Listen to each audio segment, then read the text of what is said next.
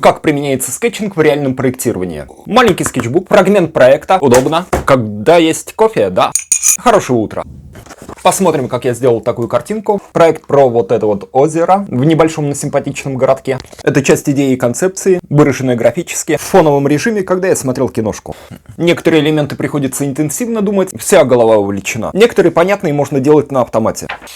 Как вот этот разворот, а вот над этим приходилось чуть подумать. Аня думает над этим проектом в Германии, а я осмысляю из Петербурга. А клиент находится вообще в другом месте, но в России на этот раз. Так, что происходит? Бэкграунд, ленивый просмотр сериала «Миллионы», очень умный сериал. Лениво поглядываю в экран, вот прям таким способом делаю зарисовки. На выходе получаю такую радость. В работе ручколами, а потом вот эти жирные тени добивал по фану пером и тушью, чтобы разворотик смотрелся шикарно. Ну и вот этот разворотик доработаю. В нем тот же проект, но пока в этом видосе покажу, как здесь все работает. Это деревянная структура, которая на металлоконструкциях будет окружать это симпатичное озеро. Купе к другим решениям. Это не все решение, это его маленький фрагмент. Буду иногда показывать такие штуки, так что все увидеть. Первое, что прикидывал, эти сами металлоконструкции, деревянную дорожку, по которой можно ходить. Вот тут скос берега, тут у меня озеро, а тут написано, что это разрез. И, конечно, человечки для самоштабности. Минимальные пояснения. И вот эта структура, вид спереди. Позади немножко страшные гаражи. Вот они, но мы решим. Сюда, я думаю, придет инфографика. Конечно же, важные городу. На тех фрагментах, где возможно, остаются зеленые элементы. Точно оставим зеленые кусты и деревья. И, может быть, досадим, чтобы была ритмичная структура, которая все существующее замиксует проект. Посмотрим вид сверху на эту деревянную дорожку. Дорожка радостно огибает зеленые насаждения и вплотную примыкает к гаражам. Вот разрез, вот вид сверху, вот вид сбоку. Дальше я подумал, может быть, будет эксперимент. Я начну поднимать эту структуру, формируя видовые точки и маршрут по зеленым горкам, деревянным горкам, которые работают с зелеными структурами и с четкой линией гаражей. Прописываю это для понимания, приношу человечку для самоштабности, думаю чуть-чуть